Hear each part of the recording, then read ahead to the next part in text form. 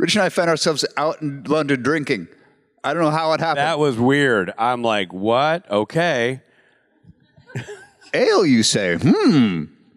This is tasty. What is this Guinness you speak of? Nectar of the gods, I say. Everybody make sure you give a big welcome to Richard Speight Jr. and Timothy Omundson.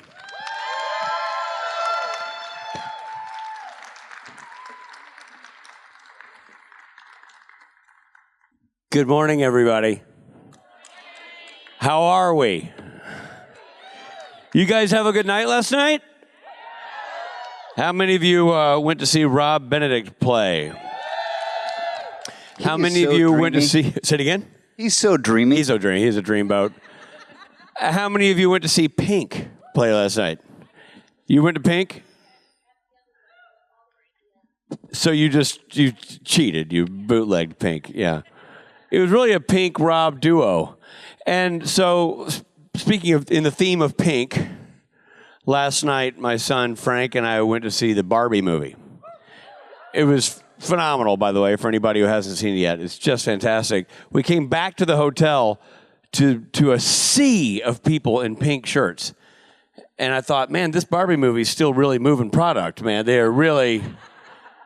it didn't occur to me people were wearing pink to the Pink show, but it turned out it was. I tell you what, pink is in this summer as a fashion statement.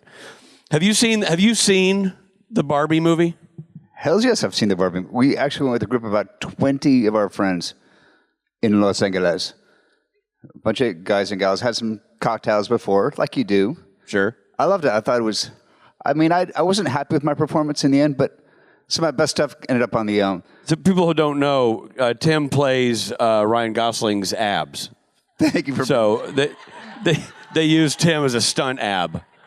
I didn't eat a carb for like a year and a half. It was horrible.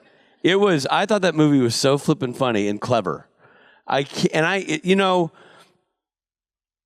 I grew up watching Bugs Bunny cartoons, which you realize when you're older were aimed at both kids and adults. Like, you're laughing at a joke, and then you realize, oh, there's a joke over here that I'm not getting because I'm 9. And when you're 29, you're like, holy smokes, that was politically edgy. I feel like Barbie movie did the same thing. Like, the fact that you grew up on Warner Brothers, or I mean, not because that's a Struck company, so we're not talking about that, but Looney Tunes. Looney Tunes. I think is why we're friends, because our company's based out of the same place. Exactly. Well, I mean, that was the smart stuff when we were kids, the Bugs Bunny. And I just think Barbie achieved the same thing of being funny at a level and also doing something else that was interesting. I mean, it was hilarious, but Margot Robbie really showed some acting chops. Oh, man. She was great. For those of you out there who want to go see some good acting. Raise your hand if you've seen the Barbie movie. Raise your hand if you intend to see the Barbie movie. Yeah, it's worth seeing. And it's worth seeing in the theater because of that sort of collective comedy experience, I think, if you can. I know not everybody can get to the theater, but it's just so well done. And she's great. Greta Gerwig directed the crap out of it. It's so stylistically interesting and looks unlike anything I've seen in a movie in a long time. Anyway... but thank you for bringing up my performances. You were so good. You were so good as abs. Well, it's a team effort, really. With the other guys playing the abs? In the six-pack, you got to have 6 people doing it, obviously, I assume. I mean, the fact that Ryan was so comfortable carrying me around his stomach. Yeah, that was sweet of him. Poor man. Doesn't have much going on, that Gosling. I feel bad for him in his entire career. I do, too. That's why I felt like it was good that they gave him a shot, you know what I mean? Because he didn't have a lot going on. And I actually liked, well, I won't ruin things that you guys haven't seen, but there were some very good tongue-in-cheek comments throughout the movie about the leads. Anyway, my name's Richard. Who saw our Dog and Pony show yesterday? Okay, so we were trying to tell the same lies. We're gonna have to abandon that script. If, by the way, and Tim and I are happy to sit up here and chew the fat, but if, for whatever reason, you have a question, why they've provided microphones in the aisle for that very purpose. Why, how convenient. It's right there. Look at you standing under it. I wasn't sure if we were allowed to get in line yet. I wasn't sure if we were Yeah, waiting get in line. for you to Absolutely. say it's Just okay. no punching, please. Yeah, get it started. Start us off. Well, actually, I've talked to Richard about this. I used to work at the ASPCA. I've done cat rescue for 30 years, and I actually named one of my current fosters Barbie to try to be able to get her adopted so I can do the hashtag Barbie whenever I advertise her and more people will see her. So Clever. That brought that up. But so question for you, any funny or interesting animal-related stories that you can tell us, either about your own pets or maybe a funny thing that happened on set that you think it's okay to tell us about? Animal-related stories. There was that time you were attacked by the jaguar. Well, that's true. That was a man in a jaguar suit. But yes, I know you've had a few run-ins with cougars. Thank you. Thank you very much. Thank you. Thank Like you. I used to. Thank you very much. I'm trying to think. I do have. Do you have pets? I have, yes, I've always had rescue animals. I've always had rescue dogs. I'm a dog guy.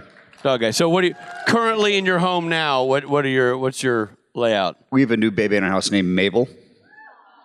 Is Mabel a rescue? Mabel's a rescue pup. She was rescued from a hoarding situation. She was the only one out of a litter of 8 that survived. Oh wow. But prior to that, I had we always like little lady names for our dogs. We had Betty and Sally, and then for about 19 years we had Lucy, who was the love of my life. And Lucy was again a rescue. I'm an ambassador for the Best Friends Animal Society. Everybody at Best Friends Animal Society, go look them up. They do amazing work. And I met Lucy at there was an animal rescue day. It was all kill shelters in L.A. And we decided it was time to bring a new dog in the house. So I said my girls were little at the time. They were younger. They were under 7. And I said, okay, so we're going to go down and we're going to look at some dogs. Like, we're not getting a dog. We're going to look at the dogs. As we pull up, I said, again, now girls, remember, we're just here to look at the dogs. We're not getting a dog. Cut to, oh my God, who are you? And I saw this little black dog named Lucy. Or no, her name was Misty. I was like, no, your name is Lucy. Sure enough, so we sit with this dog, and she was just amazing. And I was getting ready to move back up to Vancouver to work on a TV show, and I was like, are you fucking kidding me? You're about to leave for 6 months, and you're going to saddle me with 2 kids and a puppy? And I was like, there's just something about this dog, honey. Because our previous dog, Betty, who we loved, Betty and Sally were, I didn't do a great job of getting them trained, so they were a handful. And I just kept thinking about this dog, and I was like, you know what, you're being a really selfish asshole right now. And so I went to lunch with my buddy Michael, and I was like, man, I met this dog, and I really think I want to get this dog, but Allison's right, I am being selfish. And I went home, and I was going to tell her, honey, you're right, I'm being selfish. It's not a good time to get a puppy. And as we pull up, the door opens. And where's Allison? Allison, where are you? She's right over there. Thank you. As the door opens, out walks this little 6-month-old puppy named Lucy. Because unbeknownst to me, she had been talking to a very important part. We met this other girl who was interested in Lucy, and we were like, we got to get this dog off of death row. So this woman fostered her for us and kind of road tested. Unbeknownst to me, Allison had been in contact with this woman. She's like, this dog is the best dog I've ever had. So she had done some field testing. She'd been in contact behind my back to finally clear that Lucy was okay. So we get Lucy, and I was like a 4-year-old in a Bugs Bunny cartoon. It's like, come on, Mom, please. I'll get her trained. I'll walk her every day. I'll feed her. I'll do everything. And so out walks little Lucy, and the family immediately falls in love. I did get a trainer, and she went back and forth with me to Vancouver every year for this TV show I was working on. And was my buddy, my travel. Like I would take her. We would road trip up from LA to Vancouver every year, and she was my companion when I couldn't get home on the weekends to my family back in LA. We'd go hiking pretty much every day. She'd swim in the ocean in Vancouver, one of my favorite spots, in the Vancouver Dog Beach. And we lost her about a year ago, and finally I was so devastated. But it was the greatest act of selflessness that my beautiful Allison brought this girl Lucy into our house. And Yay, Allison. yay, Allison, thank you. So it was finally, I couldn't take it anymore. She'd look at me and I'd just be sitting in the corner kind of crying. She's like, what's wrong? I'm like, I miss Lucy. And so I tagged him with my youngest daughter, Nora, and we convinced her it was maybe time to open our hearts up and to another dog. Cut to, we start telling our friends we might be open. And our great friend Mona puts us in touch with a woman who had rescued Mabel. She was an hour away in Long Beach, and so we were going to go down, again, just to look. We weren't going to get Mabel. We were just going to look at Mabel. We go inside of the house where she's fostered. And this dog was such a con dog. She was about 6 months old, and just the most demure little, came right up and was like, hi, I'm Mabel. Will you be my daddy? I love you. She was fluent in English? She was an amazing dog. I could tell. And again, I was like, I don't know, Allison. I think this is a pretty different dog. So we get in the car, and Nora and I both like, we love her. And Allison's like, no, not today. So we went home and we slept on it. Sure enough, the next day, we're like, yeah, we'll take Mabel. So Allison drives an hour in LA traffic again. Thank you, honey. And comes home with little Mabel, and she hops.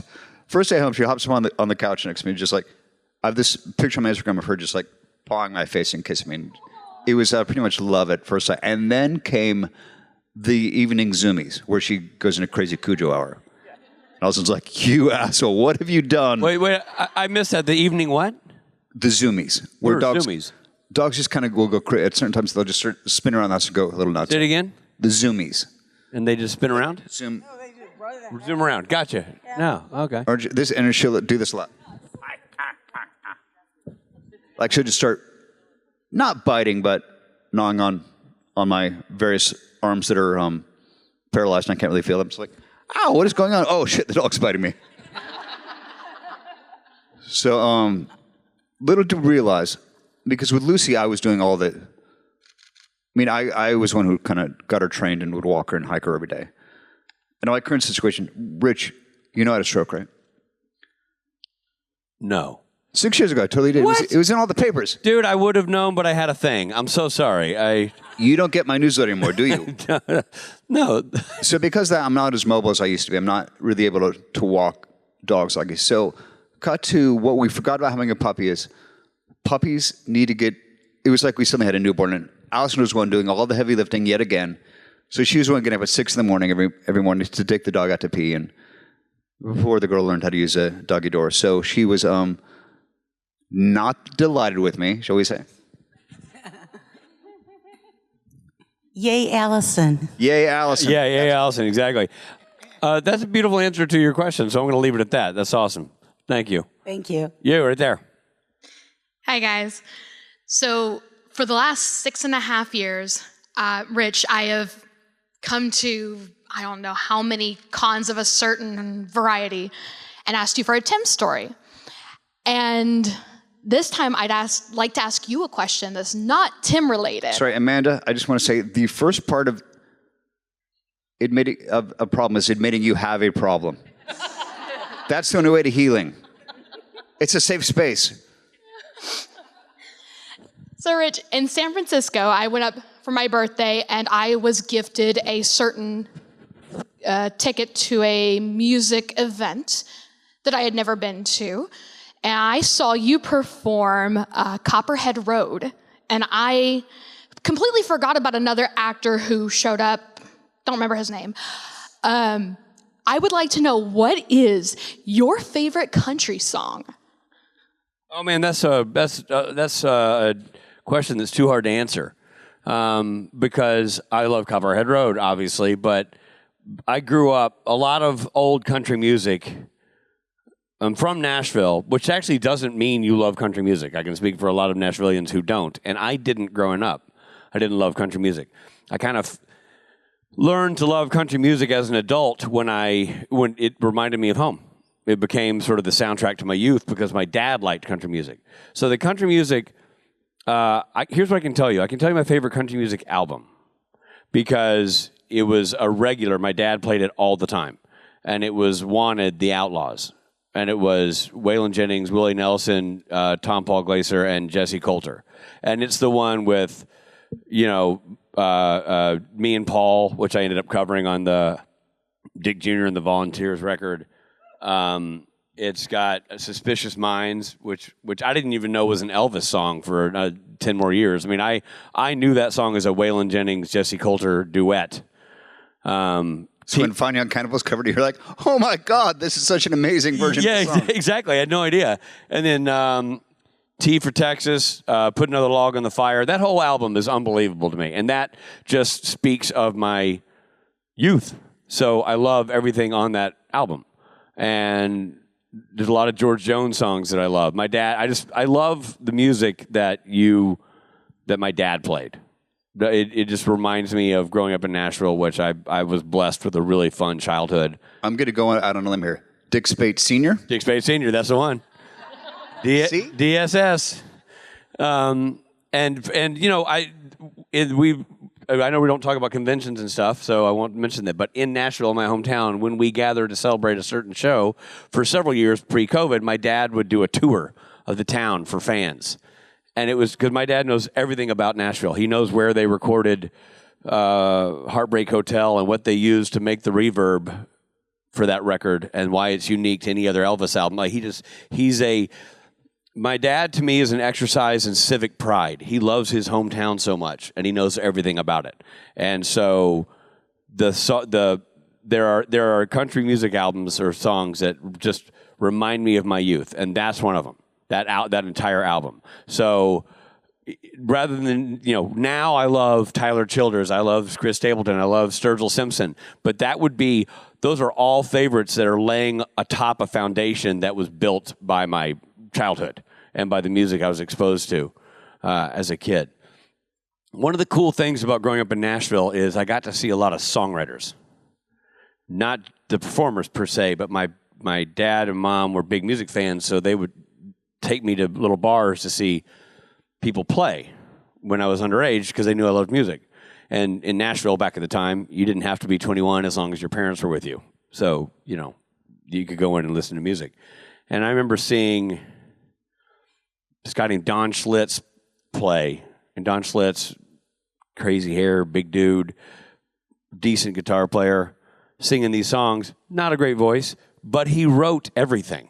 He wrote Forever and Ever I'm In. He wrote The Gambler. He wrote all these songs. And so he would play the songs he wrote. And I always found that fascinating. It gave me a great appreciation for the people behind the tunes and all that kind of stuff. Anyway, long answer to your question. But to put a point on it, I'm just going to say the Outlaws album. And if you've never heard that album and you're a country music fan, time for you to go find yourself the Outlaws album and give it a listen. Thank you for your question. Thank you. Excellent tee up, Amanda, because I wanted to ask you a question, Richard. All right. So we've discussed this before. My first time playing harmonica live was with your band. That's correct. When we were at school at SC. And when did you first pick up a guitar? I mean, I did not realize that your dad was such a music aficionado. He didn't play. He just loved listening. But obviously you got that love of music from your pop. Yeah. Dick Speight Sr. Well, we were a very musical family in so much as nobody played an instrument until I took one up, and nobody really sang or anything, but we listened to music all the time. This is going to shock some of you, but there was a time before the iPad. Now, I know I've thrown a lot of you off. But in vacation time, when we would drive to Florida, we listened to Broadway soundtracks nonstop. So I knew the entire soundtrack to Annie. They're playing our song, Fiddler on the Roof. I'm trying to think what was a mainstay. When I would go to camp as a kid, my dad would drive me, and every day we drove to camp, I made him play If I Were a Rich Man from Fiddler on the Roof, which is one of the Zero Mostel. Which was my go-to audition song for every musical in junior high school. That makes total sense because it's Zero Mostel. It's not, Pink. It's a hittable zone. Although I would love to hear Pink do a version of that one. She would rip it apart.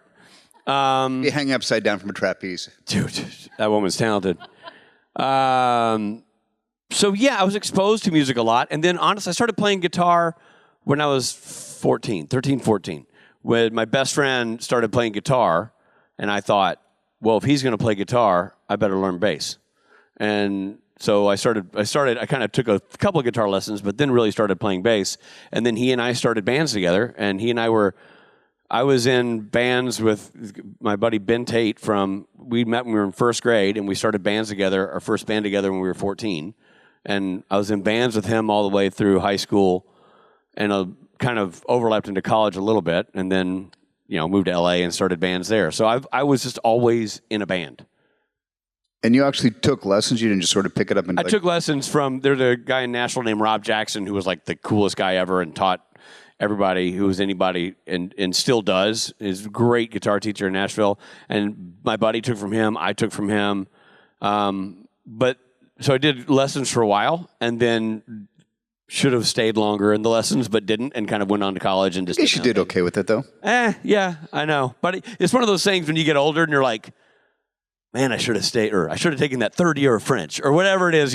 Wisdom gives you perspective, age gives you perspective and a little wisdom. So I wish I'd stayed in it a little longer, because you spend 5 minutes with Billy Moran and you realize you're an idiot. You know what I mean? Like, you're like, I don't know anything about this instrument that I'm holding. But I've had a lot of fun. Playing in bands to me was never a career pursuit, always a fun pursuit. It was always fun, and I always enjoyed it. Well, I think that's always the key to success, right? Yeah. Like, you don't come down to going, I'm just going into this for fun, not a career. Yeah. I think and then if you're really lucky, you can stumble into something. It's like, oh my God, look at how I tricked myself into having all this fun. Exactly, and I've enjoyed circling back and playing music, because I played it for years, and then I basically stopped because I had kids, and so I wasn't going to be gone on a Saturday night playing in a bar when I had kids. I wasn't interested in that, and it wasn't until we started doing Saturday night specials that I got back up and started doing it again. And we've played together in 3 different countries, I believe. Yes, I believe we have. Obviously the United States, Rome and England. America, Italy and England. Germany. Oh, sure. So 4. Because England, we would have done something in England at some point. We must have, yeah. Yeah. For 2 guys who are not in a band together, it's pretty impressive. Well done. Thank you for your question, Tim. All right, you right there. So I asked Rob this yesterday. If you had unlimited time to expand your musical horizons, what instruments would you pick up, and what musical genres would you expand into?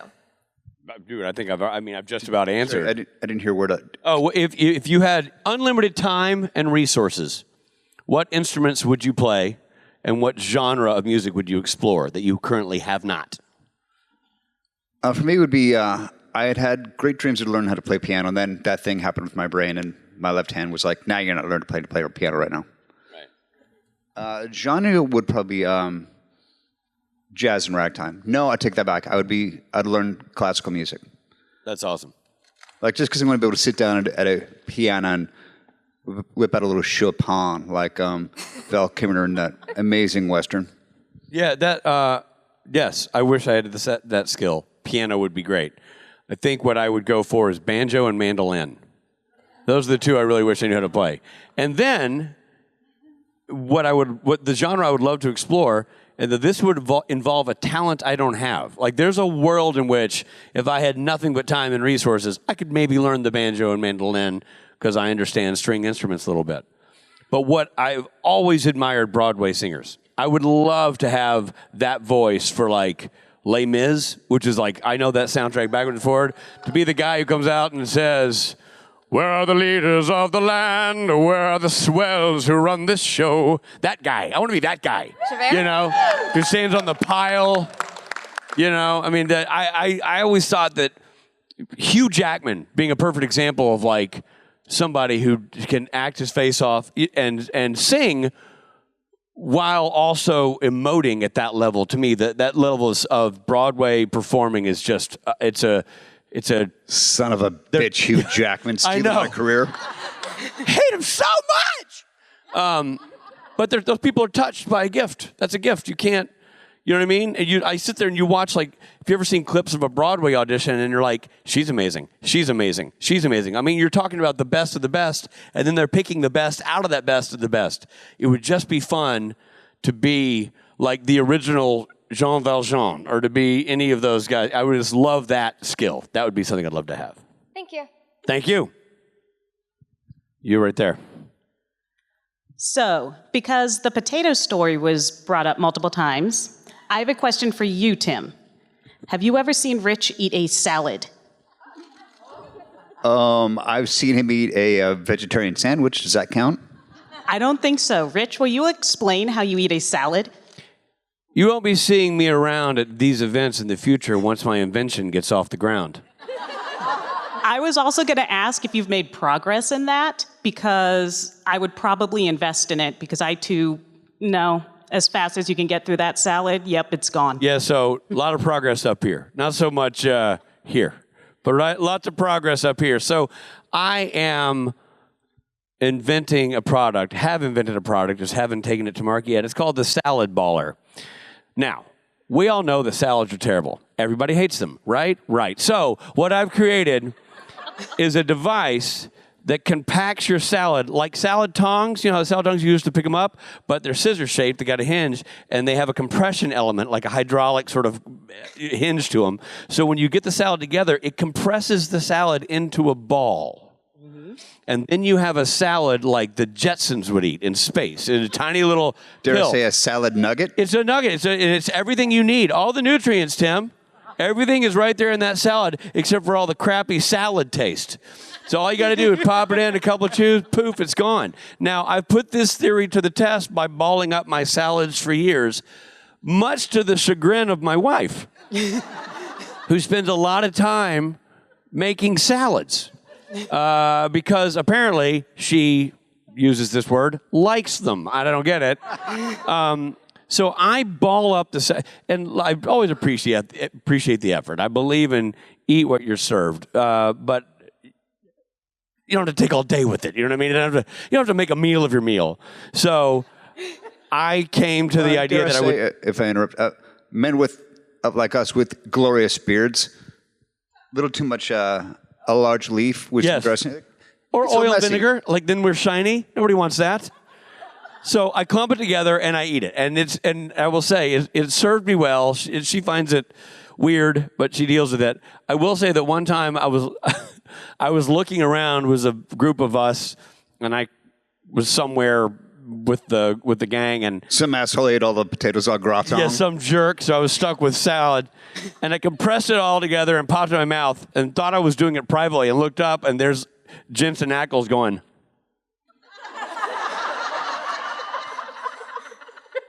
Well, I can't unsee that. And I said, and that's why you're going to be one of the first investors in the Salad Baller. I will admit I have tried balling a salad, because I agree with you that just get that shit over with. Right, exactly. Let's move on. Get past the salad part. I know we need you, salad. I get it. Yep. But we need penicillin. I don't put it in a shake. You know what I mean? Like, anyway, it's a work in progress. It's still progressing. All right. But Rich, I can't imagine the way you eat salad is the only thing that annoys your wife about you. No. That's just in the S's, salad. Plenty of A through Z that are not salad related. I'll save those for therapy. But thank you. Yes, thank you. You're right there. Hi, guys. This is for both of you, but it's particularly a question about Tim that I would like Rich to answer. You got to go a little more closer to the microphone. Can you hear me okay? Thank you. Now Okay. that's better. All right. And so this is a question for both of you, but we're starting about Tim, and I want Rich to answer. Okay. So you guys obviously have known each other a really long time. Long time. Familiar with each other's personalities and have your impressions you do of each other. And Rich, you always kind of depict him as this very fancy person. Yes. That's a nice. There was a lot of words you could have used, and they used a very nice one. I wasn't expecting fancy. That's how I perceive it. Yeah, that's fair. So Tim was in a movie a number of years ago where he played a character that I think is very opposite of the description that you kind of portray of him as a person. And I'm curious what you would think of that description. I'll give it to you in a second. And then Tim, if there's any roles that you know that Rich has played that you think are like the antithesis of who he is as a person. What is this movie? Tell me what the Tim role was. It's called The Luck of the Irish. Tim plays a leprechaun. Okay. It was a little fancy, though. Well, you played basketball at the end. Basketball playing leprechaun is just not really how I picture you as a person. Touche, correct. But I'm curious, Rich, what you think of Tim in that role. Well, I didn't see the movie, so I don't know. But I can tell you, the one thing that doesn't strike me as that far afield for Tim is his love of the Irish and all things Irish. I mean, he's a massive Frank Turner fan, loves Guinness. Like, there's probably had a Jameson or two in your life. You know what I'm saying? Like, I'm familiar with that beverage. yeah, so it just, as a guy who hasn't seen the film, Tim and Irish don't seem that far apart. I mean, True. You know, Tim and Short don't really make any sense, but maybe it wasn't a short leprechaun. I just sort of thought that was traditionally how they were portrayed. It was basketball shorts, and even worse, a tank top. It was horrific. There you go. And this film was called Luck of the Irish? Yes. Is it a good movie? I'll ask them that. Good movie? All right. I remember it fondly. So. Well, we'll have to check it out.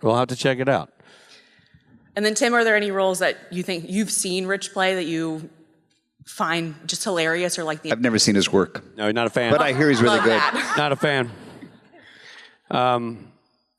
Yes, it's a little tricky just to how much I can talk about the movie just because we're in Struck Terror. Oh, right. But it was a series about the 101st Airborne. Right. That I'm not going to mention what network it was, but Richard was so wonderful in this.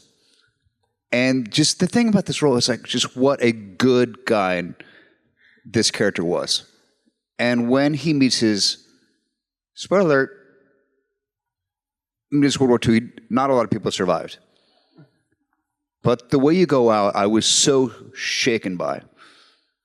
And really, like, it affected me deeply. I was like, no, he can't. Just because your character was such a great guy, and it hurt me to see you not be there. Yeah. But really, it was that role, and I don't remember the character's name. I'm sorry. That's fine. We'll leave it at well, I can say the name because it's a real person, right? So Yes. Sergeant Muck, Skip Muck was the actual gentleman. I'll say it took me years to finally watch that show because I was so angry that I couldn't get an audition for this thing. My agent wasn't great at the time, and it still wasn't like, well, freaking Speight got in. What about me? But it was just I was spiteful, so I didn't watch it out of spite. And then I finally sat down and was like, okay, I need to watch this for my friend. And you and I had met Damien in the UK doing one of the many international destinations we've done a convention in. We found a nice. Imagine this: Rich and I found ourselves out in London drinking. I don't know how it happened. That was weird. I'm like, what? Okay. Ale, you say? This is tasty. What is this Guinness you speak of? Nectar of the gods, I say. Yeah, so you met some of the guys at the... Yes, and so finally I was like, all right, I need to watch this series. Sat down and watched it, and was so glad. I wondered, Allison and I were just talking the night, we were all at dinner, and realized she had never seen it. I need to rewatch it.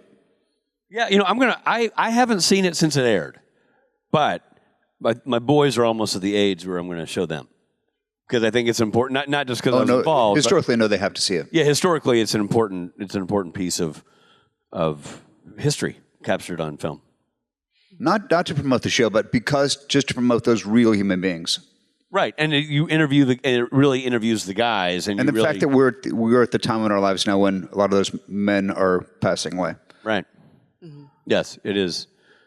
It is something that I will revisit. And thank you for your question. Thank you. And so, Tim, you think that character as a nice guy is the antithesis of who Rich is? Yeah. Not just a nice guy, but the moral character of that man. Definitely different than I. Thank you. I'm not a patriot. Anyway, yeah, you right there. So, Rich, you made a comment walking up when there's a pause, you said, this is when we need the band. But I would like to thank you on behalf of everyone who was here in New Jersey. Thank you for not singing 877 Cars for Kids while you walked up the stairs. I did that out of respect for Tim, not for the audience. The audience, I don't mind putting earworms in you people. What monster would do such a thing? Right? All day, Tim. Hey. Every chance he got. That's one of those ideas that it was good when I said it, and got better with each passing moment. So for those who don't know, there was a convention, and the band, Loud and Swain is the band that we travel with, and a lot of times their front man doesn't show up on the Fridays, so it's Stephen Norton, Michael Borja, and Billy Moran and me on our own. And we decided that rather than play the Kimmel-esque upbeat pop tunes to bring actors on and off the stage, like we usually do on the Friday, we just went with a simple American classic, 1877 Cars for Kids. And a lot of people did not know the song when we started. They knew it by the end of the day, I can assure you. God, you are a monster. Yeah, I am a monster, and I stand behind my choices. It was one of our finest hours. There's a lot of stuff. Just so we make it abundantly clear, at conventions, especially the ones with the band, we're performing for an audience of 4 ourselves. And when Rob shows up, it's an audience of 5. And our goal is to make ourselves laugh. And we hope maybe some of that sprinkles out into the audience, but you don't know. So we keep a very narrow focus on what we're trying to achieve, and that makes failure impossible. So out of the hundreds of conventions we've done, that one will always stand out to me as a pretty magic moment of catastrophic failure, maybe, but also hilarity. How much blood came out of people's ears that day? It was a moment where people were. There was what happened at one point. The woman who runs the convention came back and she said, "We've had several legitimate complaints," and I was like, "Yeah." Boy, you want to see an audience turn on you. Dude, I'm telling you, I love it. I feel like for somebody to have to complain, they got to be really annoyed. Like to march up to the boss and complain, they got to really be annoyed. Tim, and I'm like, that takes effort. It didn't stop on Friday. Say it again? Went all the way to Sunday. Yeah, I know. They introduced me for my own panel with 1877 Cars for Kids, and we did it for Jared and Jensen. It was a theme that went throughout. And I just want to tell you something. If you're in the business of trying to get Rich Speight to stop doing something, complaining to the brass is not going to work. That's just going to make me know that I've done it right, that I've hit the sweet spot. Some say contrarian. Yeah, well, I'm not here to please all the people. Anyway, that was a great moment in history, in con history. Thank you for reminding us. You young lady. Hi, I apologize. I don't actually have questions, but I do have appreciation. Get out. I'm sorry. You'll like this. First, as someone who does sing Broadway, have never been on Broadway, thank you for your appreciation of. You're welcome. As someone who is Irish, I thank you for your appreciation of all things Irish. But mostly, I have been waiting for years for the opportunity to tell you, Timothy, you have the most magnificent head of hair that I have seen in Hollywood since the late, great, incredible Robert Preston. Oh, thank you for your incredible head of hair. A Bob Preston reference. Thank you very much. Well, I must give credit to my dear wife, Allison, who gets a lot of credit these days. Not nearly enough publicly, but she's now become, in addition to my caregiver, my main hairdresser. And she did this today we realized we forgot one of us who was busy packing for all of us, both of us rather, forgot my go-to hair product. So this was done with CVS generic gel. So in addition to that, she still managed to pull it out, not having the regular hair product. But thank you. So Allison, you're doing a good job. Nice job. And I want to say thank you for your comment. I want to say, because I've known Tim since we were 18 and 19 respectively, this is not the first time I've been sitting on a sofa where a girl walked up to look past me to tell Tim he had great hair. I just want to say, this has happened before. I'm having flashbacks. All right, you right there. Good morning. First, just quickly for Rich, I just want to tell you that your loving nickname for your wife warms my soul. And I want to live up to that expectation from my husband as well. The machete? Yes, Yeah. it's just perfect. And I told my husband, I said, I'm going to try to be that every moment of my life for you. Thank you. I appreciate that. Tim, we had a wonderful video conversation a couple of years ago, and you mentioned that you had been to the Akron area a few times. And I wondered if you had any exciting memories of your time in Akron, Ohio. Well, the fact that I married a girl from Akron, Ohio helped. Hey, there we go. The first time she took me home to meet her parents when she decided she was going to keep me, it was Christmas, and I managed to catch a flu on the plane that was just, by the time I landed, I was deadly sick. So I'm sitting in the back of the car for the ride from Cleveland to Akron. I think there was some moaning involved, and my father-in-law took me to a clinic, and I just remember that I was so wiped out. And this doctor, God bless him, I just remember him giving me this magic pill that was, I don't know, I think it might have been Tamiflu, I don't know what it was, but he gave me some medicine that knocked it out in a day, thank God, because I was in no shape to meet my in-laws or my future father-in-law and his dear companion, Ruth. But that was a fun, but they kept me around. That's a pretty good memory of that town. That's pretty awesome. And I'll tell the machete you're a fan of her moniker. Thank you. Thank you. But I think every time, still and we haven't gotten back to Akron for years, I've been looking forward to going. And Allison always apologizes for, she's like, it's not really a pretty city, because when she didn't really know, as amazing as she is, she has no sense of direction. So we'd get to town and she wouldn't really know where to go. And then one day we're driving around, she sort of took a wrong turn and suddenly we're down in the valley and it's like this gorgeous part of the Hudson Valley. Yeah. Or Cuyahoga Valley. Cuyahoga Valley, yes, beautiful. Yeah, so like you've been bringing me here for 5 years now and you're just now showing me this. So we've been meaning to make a trip back and see some of the prettier spots. Great. The first stop will be at Swenson's. Of course. Thank you very much. Thanks. Thank you. Right there. Hi. So I don't really have a question. It's more of like an appreciation mostly towards Tim, but I have accept. For you, Rich. But I have a little for you, Rich, so I'll start with you. I'm not really like a huge fan, but my friend is, so she got me to be a fan of yours, and for all the times that I've seen you act, I saw you when you were Muck. I didn't watch it all the way, but I've seen like a bunch of the scenes that you were in, and I thought you were fantastic. You were fantastic in the show that we are here for this. And also for any of the times that you had directed any of those episodes, I had actually noticed and thought that they were really well done. So I wanted to show my appreciation for that by telling you. Thank you. For you, Tim. Before you get to me, although it is my favorite subject, I would say it's not rough. It's not difficult to be a fan and appreciate this guy for your professional, your talent, but mostly as your humanity. Thank you, Tim. And I'm not just blowing smoke because I owe you dinner, though. But you are just one of the best men I know, Richard. So to know this guy you're just stupid luck if you get the chance to hang out with this dude and know him as well as I've gotten for 36 years. 36 years, and the feeling is very mutual, which is why we're still hanging out after 36 years. And by the way, I would not be doing this circuit were it not for this guy going, hey, we got to talk to certain promoters saying, we got to get Timio on the circuit. It'll be fun. And it was, and here we are. And look, I know you're a showman. Like, it was not a hard sell. I'm like, we're going to get Tim once, and then Tim will be with us forever. God bless you. That's what we did. And for my appreciation for you, Tim, my family and I were huge fans of you when you played Detective Carlton Lassiter in Psych.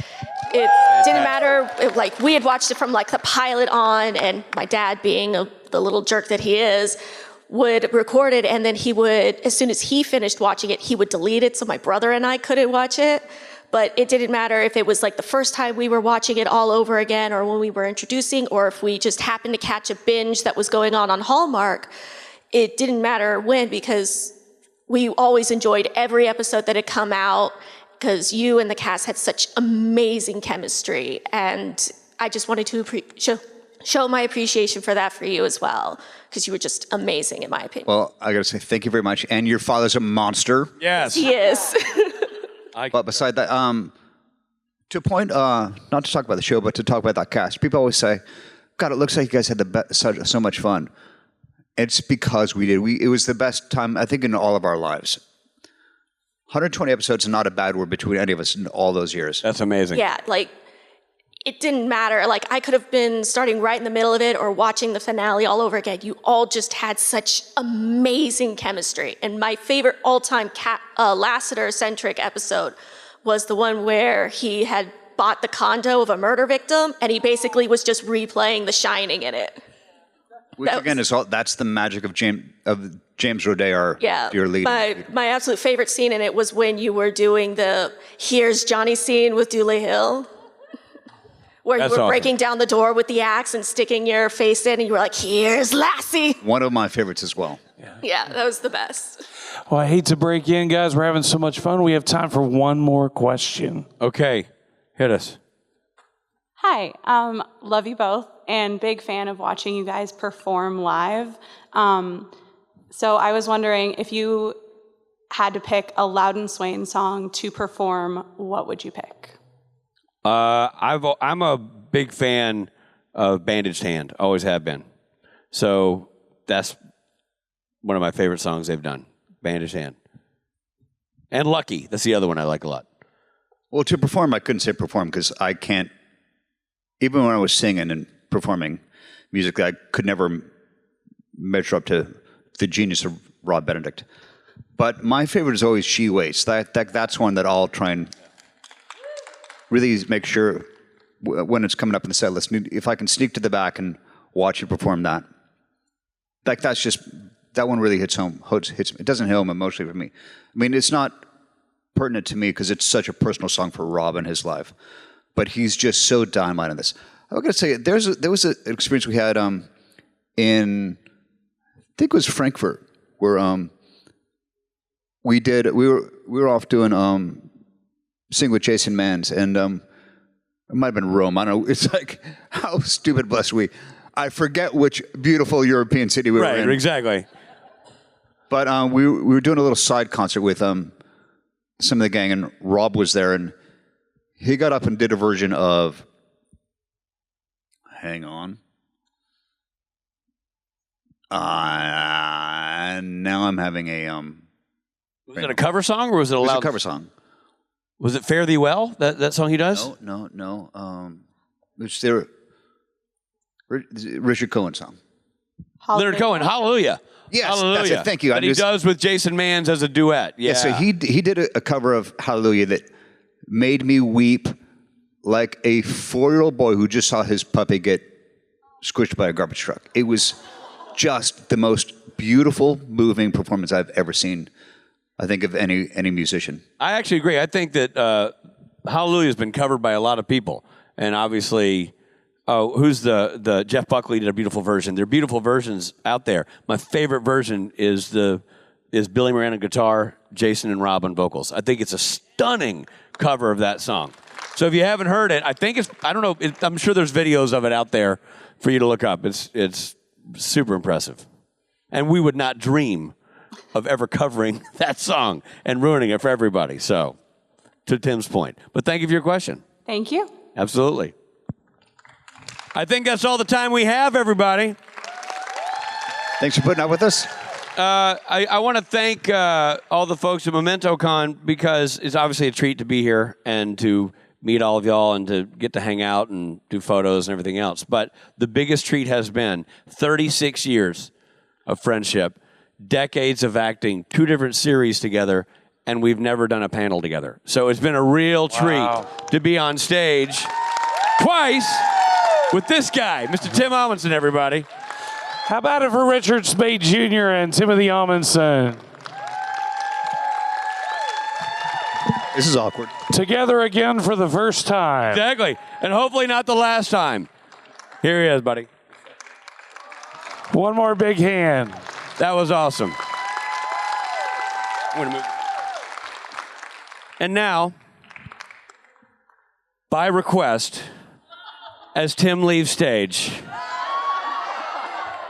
join me, won't you, in singing what I like to think of as sort of our de facto national anthem, 1877 Cars for Kids, KARS Cars for Kids, 1877 Cars for Kids. The song will haunt your dreams. One more time. 1877, go! Thank you, everybody.